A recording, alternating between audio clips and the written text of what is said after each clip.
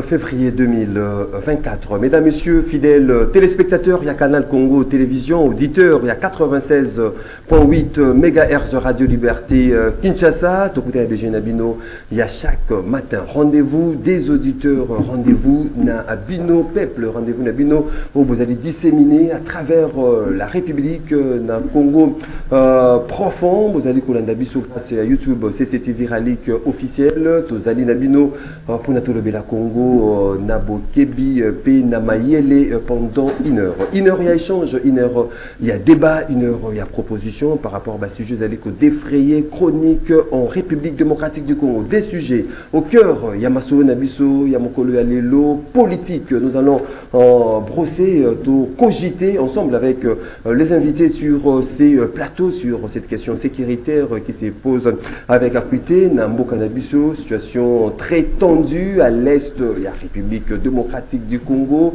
Est-ce qu'il faudra aller dans un dialogue ou déclarer une guerre ouverte contre le Rwanda? Il y a Paul Kagame, suite il y a appel des uns et des autres. Makambo Etali, dialogue entre la République démocratique du Congo et le Rwanda. Sport, nous allons parler sport na Léopard. Il y a République démocratique du Congo. On a opposé Mokolo Yalelo, na 21h, na les éléphants de la Côte d'Ivoire, na match demi-finale, dernière étape pour se qualifier en finale. Est-ce que les chances sont de mise pour la République démocratique du Congo à Koka, Kokene enfin, na finale pour la proclamer troisième trophée continental. On en parle avec nos invités ce matin. Tozali Nandeko, Prince Kinana, Prince Kinana. Commis désormais, hein, moi, récurrent à la rendez-vous des auditeurs, Ndeko Claude, Ndeko Prince Kinana, cadre parti politique CRD, Ndeko Christophe Mbosoko Diapwanga, Mbotena Ndeko Prince Kinana. Mbotendeko Maxime, merci pour l'invitation. Mbotena Bandeko Balina technique. Et tous les Congolais Bakolanda Biso de par le monde, Tipapena Pesambo, Tenata Mondiokolo Fesataken Chilombo. Chef de l'État, la Christophe Mbosoko Diapwanga sous son room Deus Ex Machina, la République président de l'Assemblée nationale. Pourquoi pas Kopesa Mbote na Bananyo, surtout à Goma, au Bakolanda Biso, comme ça que nous sommes de cœur avec vous. Vous allez maître Jacob Mbangi, vous allez cadre il y a parti politique Paneco, de Jacob Mbote Mbote Ndeko Maxime, merci pour l'invitation.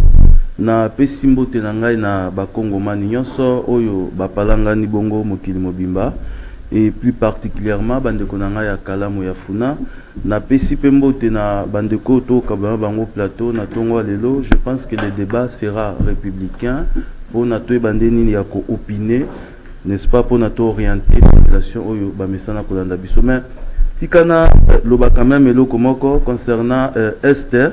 Vous voyez une minute, il y a sujet isolé, justement, ils allaient ce sujet où ils allaient au cœur. Il y a Massowe Nabiso, il y a Mokolo Alelo, un débat républicain où ils allaient avec, il y a tout un chacun de nous, où ils allaient pour la Nabiso de partout, hein, à travers le monde, où ils allaient pour la Nabiso dans la radio, dans la télévision, dans Internet, où ils allaient pour un rendez-vous des auditeurs en direct.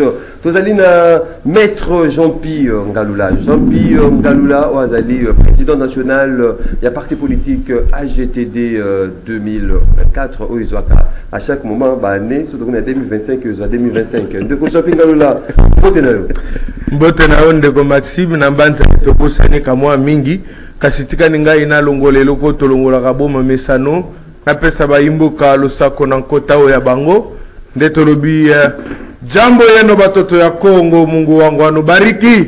Bona beno bampangi ya Kongo, wetu au bana betu ba Mukongo wa Mungalata, Mukalenga wa Mujulu atambe kunuafunya. Vidéo Mukulu Anoutouvoué, c'est le capitaine des politiciens congolais en place. Bobenga Maebele Pambate, Mboso Logola Nikolongona Malembete, Azolongwa Shugona Makasi. On est allé introduction pour nous remettre ça qui n'a na yeli mabe na tongo na le. Merci.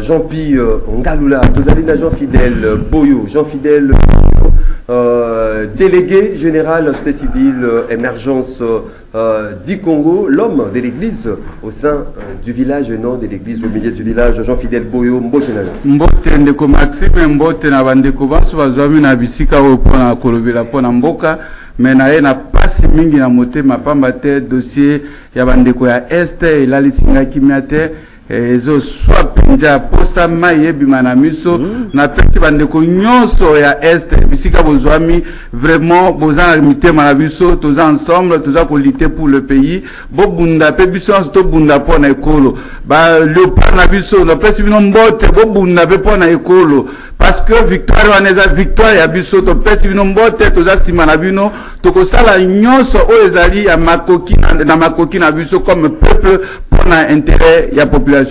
Merci beaucoup. 082 33 33 749 082 33 33 749 des numéros. Beaucoup benga pour participer en direct à cette émission Rendez-vous des auditeurs. Bato la possibilité ya koko tana standard T nengo mesano beaucoup menabiso na WhatsApp ya Rendez-vous des auditeurs préoccupation de kotanga mapiro a débattu tout au long de cette émission Nengue tradition exigeant qu'à 1 minute il y a sujet isolé à chaque invité. Tobandina maître Jean-Pierre Ngalula. Merci na yo mwana mboka tika ningai ko tindika mbela ya mawepa ya mokonzi ya mboka nga mikolo ba sujet isolé kaka yo na yo nali natindela yo message ya koloba ete mokonzi ya mboka ya solo wana eske yo penzo zolanda makambo ezosalema na este bongo sikoyo soki bozolanda yango ete bino bato ya union sacré pe soki bozana bolingo ya mboka ya solo wana pendant que mboka ezokufa pendant que bato bazokufa badolare ekomi emati pendant que basaka loso ba 85 000 basaka semule ekomi ba 70 quelques mille union sacré azowelela baposte union sacré azowelela baposte pendant ce temps là qui s'occupe de la population? Personne. Mokonzi ya mboka yo lobi ozobongisa ba erreur bi passé bongo erreur bi passé yango na koko ya 81 ata yo moko mokonzi ya mboka oyo ekomi nini mboso alinga kufa na sene lokola papa wemba to likambo nini mokonzi ya mboka tala likambo oyo trop c'est trop on n'arrange pas les erreurs du passé avec les commetteurs les promoteurs les faiseurs de ces erreurs mokonzi ya mboka. Merci beaucoup. Ezalaka te mboso alinga kufa na sene. Merci beaucoup. Baati pe alinga kufela pe kaka na sene non bongo kinana oyo akufela wapi? Merci beaucoup. Kinana kufela ne kaka na accident na bar. Merci beaucoup maître Jean-Pierre Ngalula. Jean-Fidèle Boyo. Si j'ai isolé bandeko so baseko so la que biso dans le cadre ya syndicat parce que naza le coordinateur intersyndical à santé na bamboule les cas qui depuis 2022 to senga qui lutter contre le tribalisme na ministère de la santé parce que gestion et comment qui chaotique na ministère de la santé à cause du tribalisme surtout au niveau des provinces.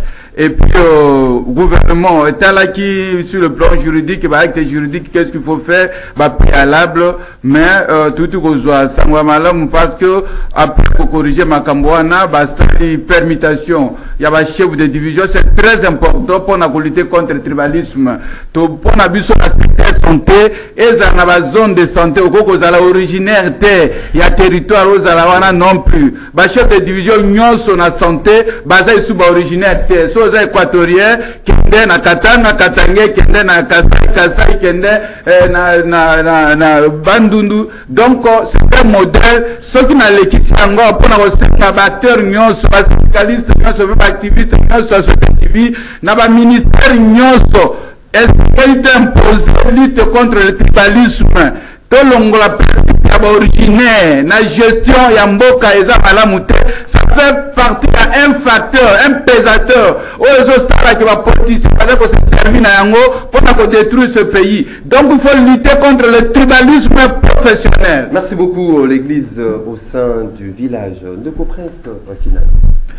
Merci Ndeko Maxime na koyebisa Ndeko Jean-Pierre que j'ai isolé si j'ai isolé mais na recadrer on a traité tikana na relais mbela ya maman Alice Mbangi wa sala kana Sénat à lobby depuis Maradona a comme président du Sénat 13e mois bazwa kate Donc, tata mon école plus bateau et bande la cour de compte que administratif fonctionnaire de l'État va se faire en Sénat 13e mois de Robaati alia kayango à Pesa bango et l'autre côté. Et aussi dans la période il y a la festivité gratification va Pesa ya 4 par 2. 50% à l'administrateur, 50% d'appel à Jean-Pi, après ça va des commissions sur la alors, le Wana et Ali violer l'idée de la parce que l'article 16 la condition par le but faut moteur dans la bien traité. Ndegobati mbongo ya bato ya Sénat ba initiative o liaka zongisa ba traitement wana mais aussi na ngaki oyoki awa ndeko japia ko lobo nombo so nya ku faire parce que nous avons vu un baati député de l'Est na est africain ko Congo bato ba ko kufa mais aye ko bimisa ba ambition politique aye ko ba gege une réunion tenue convoquée par président et à réseau de la jeune parlementaire oyo mboso alaki ni présent il pas ali ko jeune était akenda kité moi na yemoko azaki na réunion wana ba député opposition bazaki wana ndeko bata yawo balinga débaucher ba député to tuni eboye a signé la charte de l'union sacrée na kwiti o na pongi ah bon parce que tous ceux qui ont signé la charte de l'union sacrée bah député to bi biso ba ya union sacrée comment vous trouvez déjà paix entre le deux personnalités à entendre Augustin Kabila ce matin non na lobby était biso to na problème té tozali ko kamwa parce que nous sommes face à un satanico diabolico démoniaque na kombo ya baati lukwebo Maradona comme toujours lui il fait passer ba ambition politique liboso ya ba enjeu au peuple aller côté la vision aujourd'hui ces guerres là entre les ténors et Union sacrée mais nous ne serons pas fragilisés parce que la haute autorité politique il est en train de constater seulement que Batuloko Bandeko Bati ce sont des personnes infâmes la nature na bango ebimi ebima c'est comme ça toujours été sous Kabila qu'est-ce qu'il avait fait avec Kabila lui veut se substituer à la haute autorité politique FCC a aligné Ranan Tambo Mwamba mais à Keipe a s'aligner c'est ce qui a créé des frustrations même la quatre parti politique naïe le rôle allié parti en alliance pour la famille du chef où il n'est pas que ses enfants ses neveux et autres au moment où il fait passer les décisions dans son discours à Tenagina député il a intimidé les députés en crachant même sur l'arrêt de la cour où il a créé une jurisprudence pour permettre à député le mandat dans l'impératif. Merci beaucoup. Femme, bon sens et qu'il interdise à ses communicateurs par le négociateur. Merci beaucoup. Et là, et il sera là parce que la République a besoin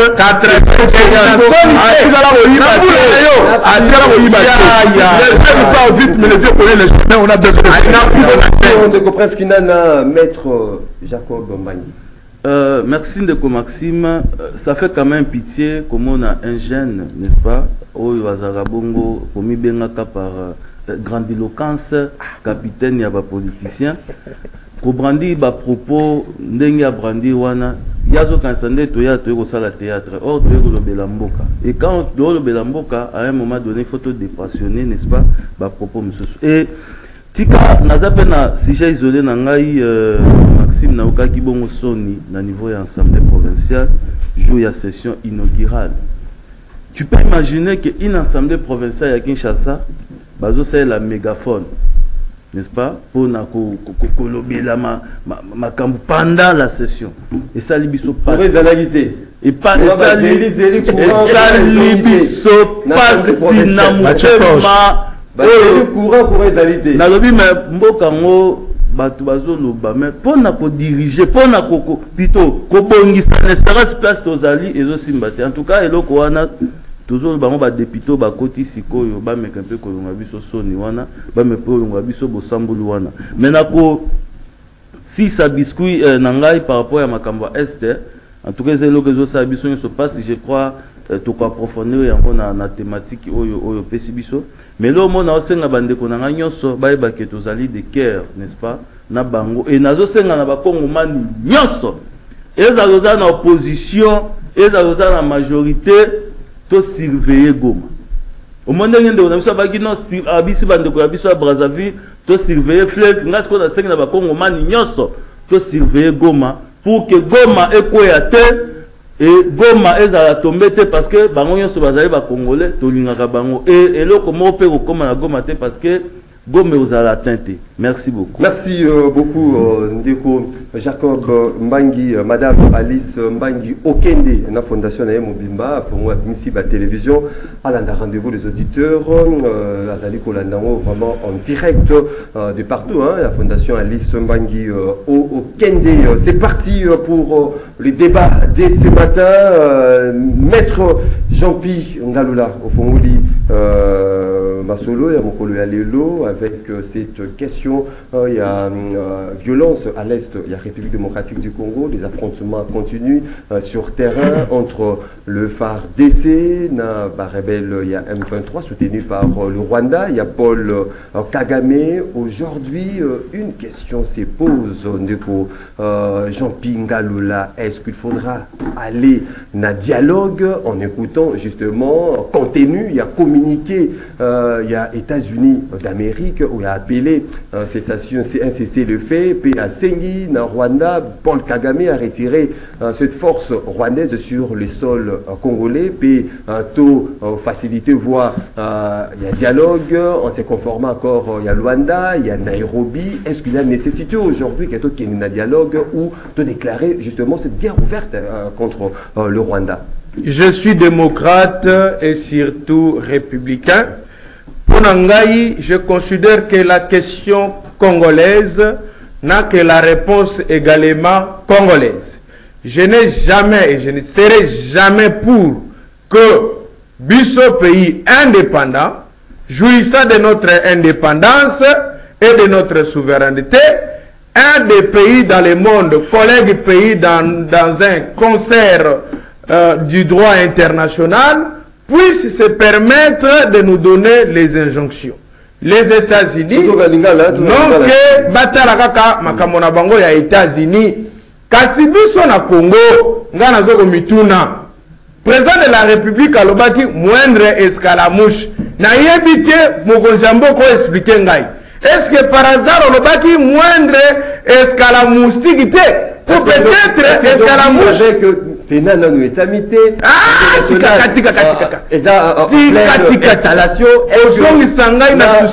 cette configuration est aussi avec Baba René le déchambre parce qu'il n'y a pas le Sénat. Ngai nazo mituna na ba imboka mokonza mboka loko lobaki escalamouche. Est-ce que zaki escalaligoro te? Est-ce que zalaki escalafourmi te? Est-ce que zalaki escalamoustique te?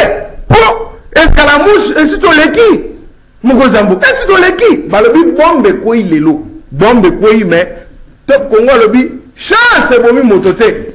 Mais balobi bakomi ko benga bato ba droit de l'homme. Oh ya ba organisation ya santé ba ya ko banda ko botisa basi pona traumatisme lekani mingi de konangai. Il y a pas ces années. Moni nyoso tozo sala oyo. Bamboso. Kinana kota kindoki na kibomwana ezara mwa malamu ezara kindoka bomwana pesa avantage ya kimukolo kinana ekokomso ba comportement. Je ne comprends rien du tout monsieur Kinana. Yo ozo biso tozo makambo este. Tozo senga mokonzi ya mboka ba député ba kende kuna ba sangisa mwa mbongo mbalo bazo mbongo te ba joueur pe bobeta bale kuna botika ba discours inutile bo sangisa be mwa mbongo botinda Kinana to sangisa be mbongo bilenge totinda. Yo zo ya kolelela wa sénateur azora 13e moitié. Est-ce que tu as ndogité yo? Monsieur, ça m'a ta bouche yo wangai. Écoutez, il y a fait kolelela sénateur. Oh, ya sali 5 ans zo bombo wa sali le côté. De la même manière que Bahati a un bilan extrêmement négatif, de la même manière Koko Mbosso n'a pas besoin de que le cercueil liboso yanda kona yo. Papa mi côté là bien avant. 81 ans, vous ne pouvez plus gérer. Et d'ailleurs, pour toi là, Mbosso c'est un modèle. Mais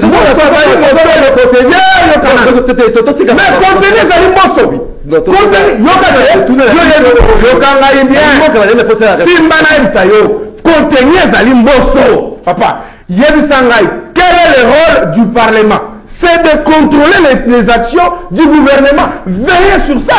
Mbosso n'a pas veillé. Mbosso tamba venga balo na mabunda ya bi Mbosso mabunda. Mbosso tala Jean-Pierre Mbemba lobi siko ba ko pendre bino. Mokonza mboka zo longola eloko wana ya baba na ko buma bino te ba traite. Pourquoi? Mbosso lobi, chers collègues, bolonga na ba groupe des armées. C'est que Mbosso yebi bato bazo mema moko yo. Ndeko ngai. Soki Mbosso sala ki mosala na yo longo bana ndenge landa ezali. Abengisa ba ministre de l'intérieur. Mbosso abengisa ba ministre de défense. A sanctionner sévèrement, à cadrer pouvoir ya Tshisekedi. Biloko ngo zalate. Soki biloko ezali, c'est parce que jusqu'à la preuve du contraire, Congo se trouvait normal. Et puis, Ndeko et Pinana, ils trouvent ça normal. Un vieillard de 80 ans à se permettre qu'on journaliste sur l'Assemblée nationale comme si Ndeko était la classe. Merci beaucoup, maître Jean. Bosso doit partir. Merci beaucoup, maître. C'est un monument, celui-là. S'il vous plaît. Un peu plus de cimetière. S'il vous plaît, s'il vous plaît. Merci. Merci beaucoup, maître Jean Pingalo. La timing nayo ekoki. Bwana koloba. Kanani benagi nana. Mais on nous compte partout dans le vieux. Ba bazali nayo na plateau. Basili ko kayo. Et comme pepe oyo kapamo.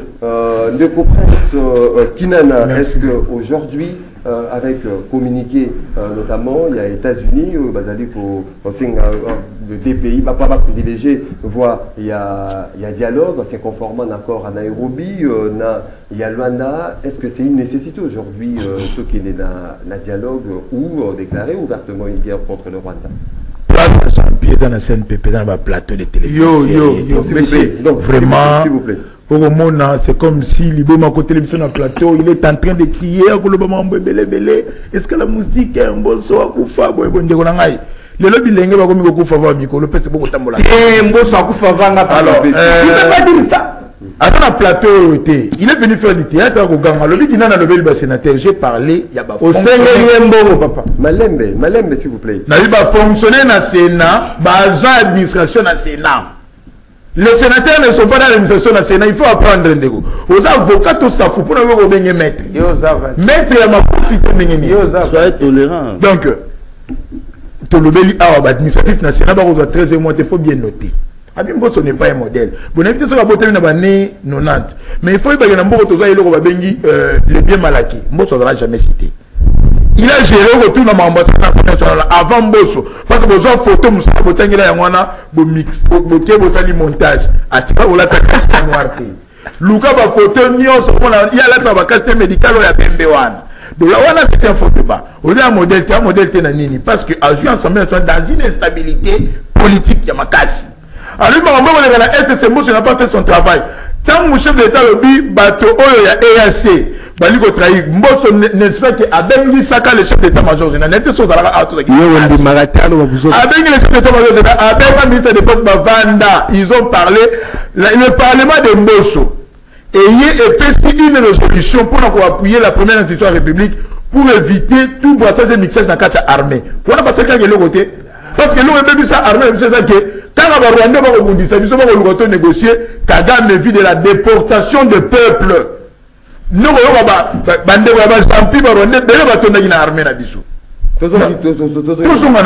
parce que Marambali très important et la Marambali est. Le chef d'État le moins de escarmouche va être bon. A besoin que l'article 86 de la Constitution a mis Bengi républicain. Ce qui chef a déclaré guerre le lot sans qu'à consulter le Parlement. Bon, c'est en violation, tu serais des dictateurs, tu aurais vu ça qui binonimi. Donc, le préfet Tonton Chilombo a l'allée respectueux à ma texte. Mais accueillir na arrogance pour ma casse au nom le souverainisme en beaucoup d'abisso et au titre des autres injonctions. Oui, voilà pourquoi nous avons des institutions. Bah pays à Libanda, ils n'ont que des propositions à faire. Mais in fine, donc il n'a pas makambo. Comme nous avons des institutions, place aux chambres délibérantes, est-ce qu'on va prendre des décisions faisément? Ce sont les nôtres qui peuvent décider. Et qu'est-ce que nous avions décidé? Le chef de l'État a décidé qu'il déjà, 1, tout va dans la réforme et l'armée. 2, tout son mamandou qui prend l'armée na biso. 3, tout casser les soldats, tout ce moment on a condition à malam. Soudain, vous voyez, on a accueilli boyé, attends la coup pour l'école parce que j'ai prêté serment sur les drapeaux. Ceux qui banent dans la bâtiment, ils vont retirer la main dans le boulevard. Moi, si nous avons mon soleil malam, on ressemble à congélateur, à Kochawana, à Kipeban.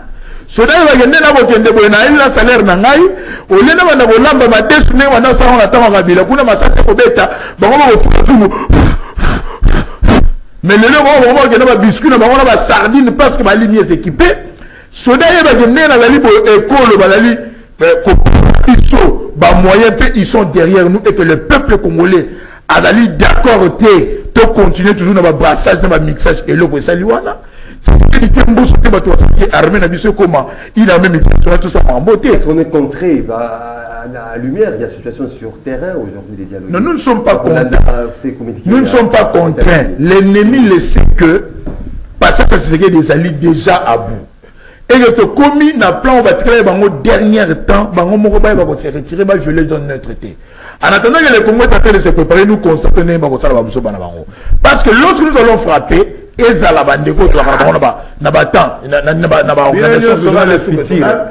condamner RDCT. Parce que le mal était facile. La malaria cérébrale, ça fait 5 ans. Ça fait une année que ça l'examen.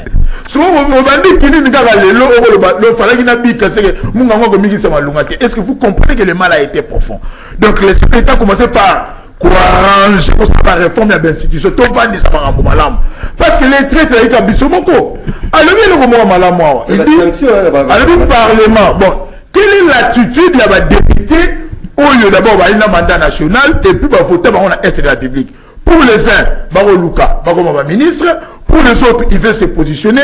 Mais que pense-t-il par rapport à proposition? Merci beaucoup, de Prince Kinan, agent fidèle, Boyo, l'homme de l'église au sein du village. Dans cette situation, est-ce qu'il faudra aller dans un dialogue? À la lumière, il y a contenu, il y a communiqué, il y a États-Unis d'Amérique, ou bien déclarer ouvertement la guerre contre le Rwanda, en attendant bien évidemment installation effective, vraiment, il y a l'Assemblée nationale et le Sénat. Mais Nazolanda Mingi Batouaza Koloba, chef de l'État, beau dialogue, mais moi je n'ai pas compris ça comme ça. Tous les Africains, nature n'a vu sur l'Afrique, ils ont la palabre. Donc le dialogue pour un Africain, c'est ce qui est autorisé. Mais le chef de l'État, comme tout Congolais, a conditionné le dialogue. C'est là où les gens ne parlent pas clairement. Donc même le communicateur, peut-être l'Union sacrée, il ne parle pas bien. C'est-à-dire que le chef de l'État n'a pas refusé le dialogue. Et un Africain, Congolais que nous sommes, nous ne pouvons pas refuser le dialogue, mais il faut conditionner le dialogue. Comment est-ce qu'il faut dialoguer? Et le chef de l'État a dit, il y avait déjà des chemins pour aller au dialogue et aller à la résolution. C'est ça le problème. Étant donné que l'M23 et puis le Rwanda refusent, après avoir signé le chemin, va comprendre que ça va juge vitesse alors il faut changer le système de jeu. C'est-à-dire que maintenant il faut adapter au lieu de planifier entre nous. C'est qu'il faut au monde sérieux parce qu'il n'y a pas devant les intérêts. Qui pouvait croire que notre vieux cornet n'a pas aujourd'hui être rebelle? Lorsque vous le voyez physiquement, à une image mon côté à moto à Brital, à une image mon côté que moto à Bolingaba Congolais, à son nom. Et puis présent institution, même si le plan comportement personnel, par rapport à la qualité de l'éducation, qui pouvait croire que les autres autant à corner n'a pas rebelle? Non plus. C'est-à-dire que devant les intérêts, tout le monde, qu'est-ce qu'il faut faire? Ça, c'est un aspect sur le plan interne. Mais sur le plan international, aujourd'hui, selon ma réflexion, parce que je suis convaincu que la potentialité pour la République démocratique du Congo est par rapport à réel. Et le jour où les Occidentaux, parce que Bango va développer économie militaire, et puis l'économie militaire, il faut tendre de pair avec ma potentialité. Et ma potentialité, est en République démocratique du Congo. C'est-à-dire que notre pays, pas seulement avec ce qui se passe à l'Est, attention qui te dialoguer, mais il faut réfléchir, il y aura toujours continuité, il y a des troubles dans le pays, nous sommes tous en train de faire victime. Il y a pas un schéma, auto-schéma, il y a dialogue. Non, dialogue, on peut dialoguer dans lorsque, il y a Luanda, Nanga n'était pas là. Ils ont parlé avec les autres. Renan est arrivé après Makamala. C'est-à-dire qu'il faut voir qu'est-ce qu'il faut faire. En dépit de tout, en dehors de tout ce qu'on peut dire, il faut tout développer l'économie militaire. Parce que notre pays sera toujours menacé tout en sachant que Bissot a richesse, la potentialité, sur le plan économique international, sur le monde entier, c'est l'économie militaire qui est aujourd'hui en avance.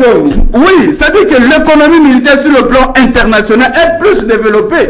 Et nos économistes doivent nous aider à orienter la politique du gouvernement parce que toute la catastrophie qui se passe de l'autre, il faut des années, et avec tout ce que nous avons, avec le courant international, tout ça, alors nos frères ici, les politiciens, tout un intérêt national. Tout le vraiment moka parce que personne ne sera épargné. On a l'opposition, on a le pouvoir, ceux qui les ont renversés, personne ne sera épargné. Donc nous parlons avec beaucoup de sérieux. Baba Simi pouvoir, Baba Baza pour gérer, Baza Makambo avec beaucoup de sérieux parce que complot est allé sur le plan international. Merci. Et aujourd'hui aussi c'est très important. Il faut nous présenter nos partenaires, ceux qui sont Russie. Russie pas clairement, officiellement qu'il est avec nous. Sinon, nous allons continuer à subir parce que l'opinion internationale a besoin de potentialités que nous avons. Merci beaucoup, l'église au sein du village. Jean-Fidèle Boyo. Maître Jacob Mbangi, dialogue ou guerre contre le Rwanda. Je salue, n'est-ce pas, les arguments. Il y a mon dévancier en dernier. J'aime beaucoup l'appeler l'homme au sein du village. J'ai vraiment apprécié ma propos à l'objet tout à l'heure. Mais tika, avant na kitana nous na réflexion na yo, on a ça le recadrage je me pas de konanga Jean-Pierre Kadola. Vous voyez, lorsque vous êtes un président d'un parti politique, est-ce qu'il a un parti? Quittez parti politique, s'il vous plaît, monsieur Kinana, vous allez président d'un parti politique, vous quittez parti politique nayo pour que nous comme moi n'habitinda na Asbel, il doit seulement se comporter comme ça. Et il oublie une chose, que l'Asbel est apolitique. Mais toi tu viens ici faire un débat politique. Quand déjà Moutou a une contradiction dans Moutou naïe. Comment voulez-vous que cette personne ait une réflexion malonga? Donc et moi je ne suis pas surpris de ça. Mais nazongi siko na question nayo. Je pense qu'ici il faut faire la différence entre deux notions essentielles. Il y a d'abord la déclaration de guerre et la défense de l'intégrité territoriale. Et ça, la notion où ils ont un cadre, n'est-ce pas, il y a sécurité nationale. Par rapport à la déclaration de la guerre, je pense que je n'ai pas, n'est-ce pas, parce que déclaration de la guerre, Namboka Nabiso est soumis à un régime d'autorisation. Cela veut dire, avant le chef de l'État a déclaré guerre contre un pays, il faut que l'Assemblée nationale et le Sénat la réunir en congrès, n'est-ce pas, pour autoriser que tu attaquer Mboka Songolo. Et à ce niveau, nous ne sommes pas encore là. Autres la défense et intégrité territoriale.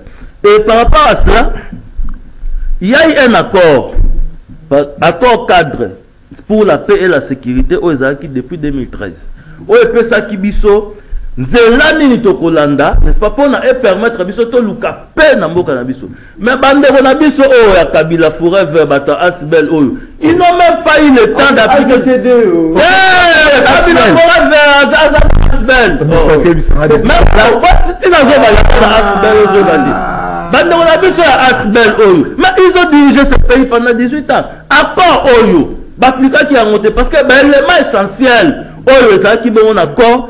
Et ça qui entre autres avec éloquence réforme ya armée parce que réforme ya armée est un aspect important mais pour ça réforme et pour ça la mana 2022 le 16 août 2022 donc allez-y comprendre qu'il y a une volonté au bango babombaki mais nous là pour réforme ya armée et permettre l'élo que armée la biso est à la montée à puissance et cela c'est déjà un atout important et plutôt position na négociation parce que j'ai aimé le au lobby que dialogue, mais il y a eu des conditions au chef de l'État avant de dialoguer. Ce qui est ma condition, on les a respectées. Voyez-vous, pourquoi tu as aspect, pourquoi tu as attitude, parce qu'au jour d'aujourd'hui, nous avons une armée où Ezali commenté à puissance. Voyez-vous, donc, sur le plan international, ils sont que guerre où il y a Est voilà, non, au contraire de parce que c'est d'abord notre territoire et même si la complicité Zali, parce que que Rwanda a soutenu 1-23 et puis derrière le Rwanda, il y a la communauté internationale. Justement complice ya Makambouana. Mais nous aussi, sincère de RDC.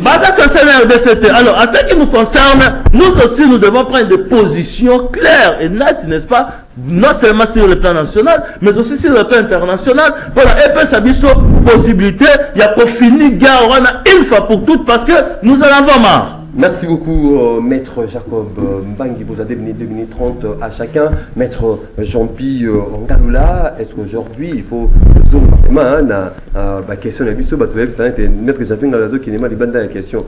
La question, est-ce que Turuki sont passés aujourd'hui dans différents accords, dans les protocoles?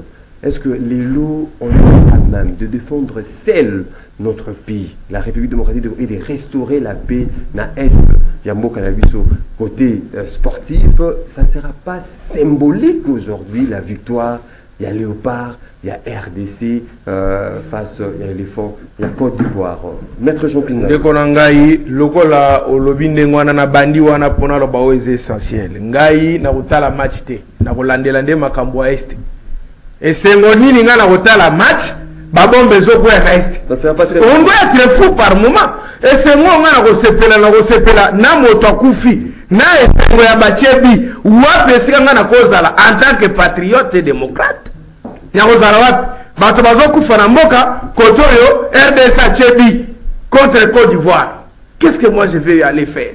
Ndeko na ngai na motuna wana yango na yanolo na lobi football oui bato bakolinga Brassard justement bato bakolinga o na lati le capitaine na bango nyonso le capitaine d'équipe na bibwe ngai na aliawa na ko mutakufi na moto yo koto ofeti ngai le la démocrate ba yimboko bakota la match nga holandela mboka esalanga passe et comment masako komi 4500 francs congolais nazo passe formation na wenze ya na sayo ngai na petit peuple na vona na mama bi pupula na vona na recevoir na vona na ba mamu balo teka ka matembele ba mama balobi même linzanza tomate engrais chimique et comme 25 000 francs congolais bazako soma na 200. Vous comprenez? C'est-à-dire que ngai bato wana nde bazo intéressé nga. En tout cas match botala na bilo. Na na rappeler Kinana été. Kinana soki oyebite na lo bamboso za modèle te yo. Deuxième question, est-ce qu'on pourra s'en passer dans la différence?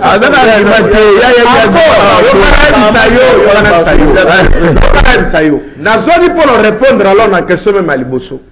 Tout fait de la volonté politique. Vous comprenez? C'est comme ça que j'ai dit hein.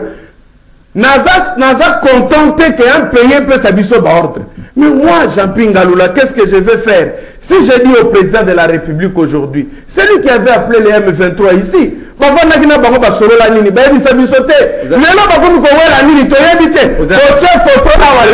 jamais parlé.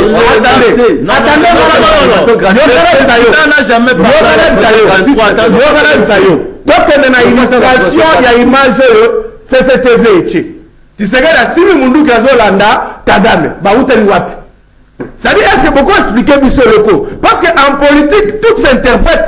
Baouten Wapi, ça va dire nous la moko. Et tu dois être les gars, c'est quoi? Mais moi, je ne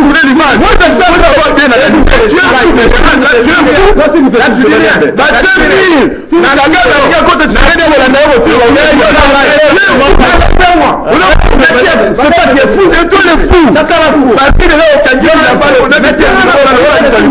s'il vous plaît. Timing, Koki. Très bien. Mais non. Ça, c'est de l'injustice.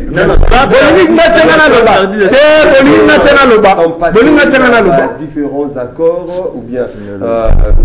Et puis, la victoire aujourd'hui, ce qui RDC est remporté, ça sera-t-elle symbolique par rapport à la situation est Merci beaucoup, Ndeko Maxime. Congolais, Limbisabiso pour la maquille, c'est normal. Libo ma côté, dans le pango. Non, dis-lui de retirer. Tu vas pas l'arrêter. C'est ça, Mouribo. Il a 81 ans. Non, dis-lui de retirer. Si tu ne retires pas, si tu ne retires pas, il dit pardon. Il s'excuse. S'il vous plaît. S'il vous plaît. Non, mais dis-lui de s'excuser. Jean-Pi, aux présentateur, il y a une émission. Non. Il faut lancer un rabino. Nous sommes dans la plateau, dans l'élégance. Mais c'est un fou. Maintenant, je dis encore. On va faire des dérapages dans l'émission parce que l'autorité va aller dans le salon de Bangonioso. S'il vous plaît, respect dans l'auditeur va aller dans l'Abisso. Na simanangai Kagame alinga violer territoire ba tcheming ndeta ta monzoko la simi momote Kagame aleki wana polele Kagame aleki non mais image c'est sur le baptême de ce porte ya wana Kagame alekani ba landana s'il vous plaît tout le monde s'il vous plaît s'il vous plaît ba comportement oyo ba sanction pe za la télé kaka pesa sanction awo batenge no mille drapeau na simana biso akota ki ba robengana ye il faut savoir analyser en plus et ko comme musangai yo lo bingana legi ndoki boto yo lieni ni po lo mona politique ke ndoko tana asipele o mona ba signe ya folie o kono kangala bitendi na nzoto on te connaît na vocal la politique faut être élégant de konangai mambo ba léopard bon match ngo to kotala ngonde ni po courir za la rater. Là, c'est une question qu'il faut se poser. Déjà, à chaque fois que match est allé, Congolais va commettre la ranga parce que j'ai donné mon numéro, je fais partie de celle-là. On a la gestion à Katia Snell. Snell est toujours absente dans le grand rendez-vous Congolais. Le lot, n'est pas match est aboui. Tu as CVS, na ba oya ba DDK ba ko sola na ba to babar ba Congolais li bango mbongo ba ko kataka courant soka le hymne national les bandits pas ba kati courant hymne national les bandits ba kati courant bo kina baba ba ko tsambongo po tre ba yebi ba ko rétrocéder bango. J'ai toujours dit que moto ko kamba Snell azali moto yo azali habilité te azalawana. Comment comprendre na ba institution Assemblée provinciale et la Ligue au ba audience dans la Ligue publique. Mais va salir plénière na torche. Chef de l'État a répété serment courir Zalate. Audience na cour constitutionnelle on va traiter va contentieux entre Théodore Ngoyi, va fantina négocier contre le champion de la nation fait que Chilombo, courir Katana. Match ya na francophonie chef de l'État na Katia stade. Ya basketball courir Katana TV5 a finga biso. Alors beaucoup c'est match à l'élo Congolais, oui, nous allons gagner toi de cœur avec les léopards. Parce que tu as vu qu'à la Est de la République, même un match, il faut consoler. Il y a un hôtel à la tête, c'est normal. Et là, c'est normal. Pour donc, tu supporter, mais ton hôtel à la barre, c'est déjà connu. Bonne chance au léopard, on a besoin de souci à l'Est. Mais nous devons acter quelque chose ici.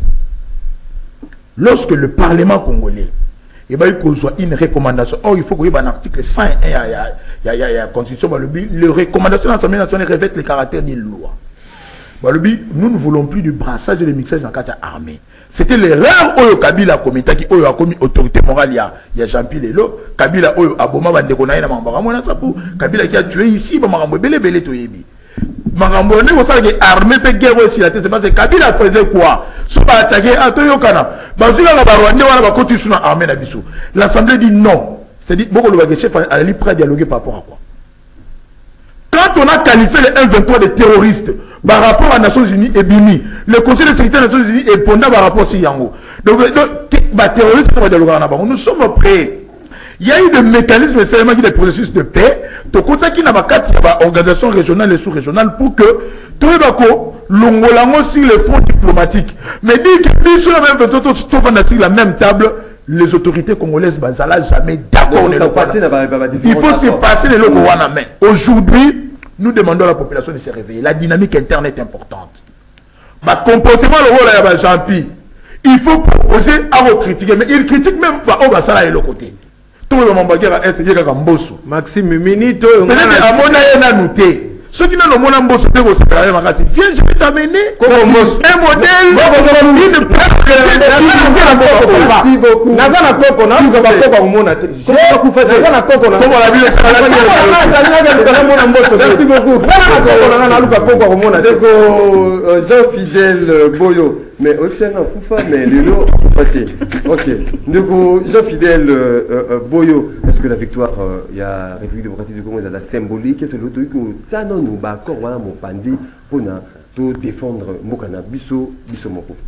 Non, makambo ya sport même ba pays sur les en guerre ba équipe to mona ki ba Mali ba Burkina Faso ba ngono c'est pas seulement la République démocratique du Congo qui est menacée mais sport c'est un symbole c'est juste mot symbolique et puis ça aussi cité même unité là où les politiciens bayo kanakate mais devant le sport les politiciens bayo kanaka ba solo la cause et à sport donc c'est très important pour nous le sport et certainement to koleka ça sans problème avec cette organisation avec cette détermination va jouer na biso je crois à la réussite à la victoire de la République démocratique du Congo na kane oyo mais to sengela to lo balikambo ya bakor les accords ekozala toujours toko ko boa bakor te parce que toko kite ko bi en isolement na bato mosusu toza toujours c'est tout un système le monde évolue na ba échange d'intérêts il y a toujours changana bisaka bato nobi la vie en soi c'est l'échange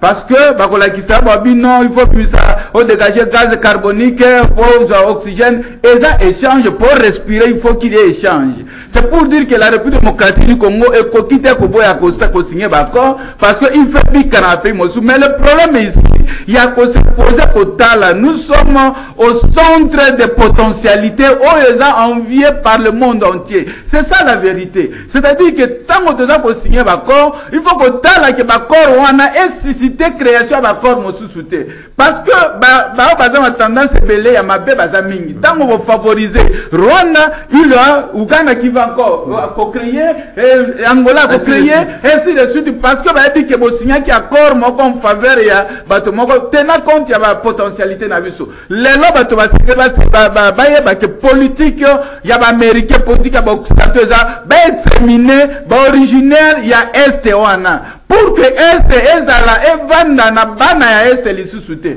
soko moni ndenge baza ko sala aujourd'hui M23 aza ko tirer sur la population objectif na bango eza que ba autochtone bazala lisusu te donc nous devons tout faire pour que tout ça makambo na landa qui appuie les États-Unis sur les avortements baza ko susciter bato ba avorter moi je ne suis pas tout à fait d'accord parce que pour que mon avorté, il faut y avoir dessus par exemple que violer qui est qui est amis là ça se justifie mais quand on pendant que bango va perdre baba na bango baza beaucoup faible au contraire il faut netto ça un mécanisme où permettre que baba na est on a pas bota mebele pour protéger ma belé na bango sinon après des années l'est de la République démocratique du Congo nord Kivu en l'occurrence et kozala habiter na non originaire parce que originaire alors il faut tout analyser au fond mais comme la question est militaire il faut une réponse militaire on ne peut pas toujours persévérer que question est militaire dans les cas toujours n'a pas mesure civile non plus. Donc il faut développer l'économie militaire. Dans cette économie militaire, il y a une prévision, il y a un intérêt, tous. Il faut que tous aient la casse sur le plan militaire, sur le plan sécuritaire. Et ce n'est que ça qui va protéger la République démocratique du Congo. Mais ceux qui se fient dans l'accord, soit disant diplomatie, certainement Maxime, donc civil, l'équipe, tout ça comme on a l'élo. Et c'est pas ça notre souhait. Notre souhait, c'est que tout mettre fin à l'Ikambouana, il faut aller aujourd'hui parce que le Baki l'Ikambouya guerre au chef de l'État. Bango Rwanda Bayebi que sur le plan juridique, aujourd'hui Félix Tshisekedi ne peut pas déclarer la guerre contre le Rwanda. Alors Baza pour accélérer l'attaque avant que l'institution en a évanda. Parce que ce qui est vendu, chef de l'État a déclaré guerre. Maintenant comme il est en difficulté juridique, il faut l'affronter. C'est ça l'intelligence des Occidentaux. Jacob Mbangi, Tozali a même aujourd'hui de défendre celle territoriale. Il y a Mboka Nabiso, sport nous oblige, et ça sera symbolique si aujourd'hui le Léopard et RDC parvenaient à remporter le match à demi-finale. Je pense que tu dois soutenir Léopard. Souci, Nabi peut aller qui est au bêta final, pourquoi pas. Tous à coupe parce que mon coupe balé à Congo et belé à mon angoté. Alors pourquoi pas cette génération va vivre en OP dans le cadre il y a sport. Mais à l'instar, il y a Oyo Konanga Kinana à l'Obaki tout à l'heure. Moi aussi, je viens réitérer, n'est-ce pas, propos pour dire n'habitez ceux qui nationalisme il y a M. Lucinde ils a vraiment prouvé.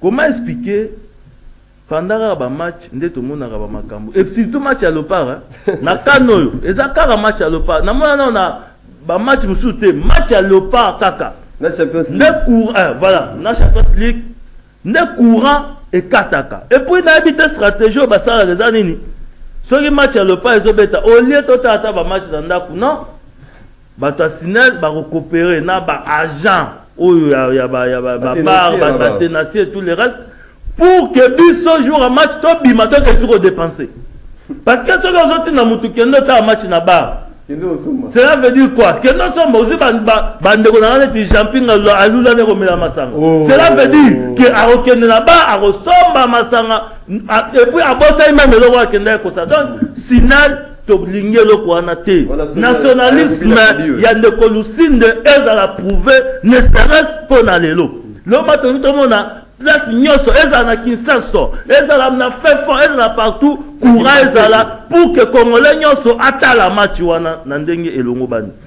Alors je pense que question il y a intégrité territoriale voilà tolobeli yango très largement mais il faudrait aussi que armée na biso non seulement ndenge zo monter en puissance mais il y a encore des choses à faire. J'ai aimé la proposition parce qu'au jour d'aujourd'hui ce que terme armée sur le monde va développer déjà, n'est-ce pas,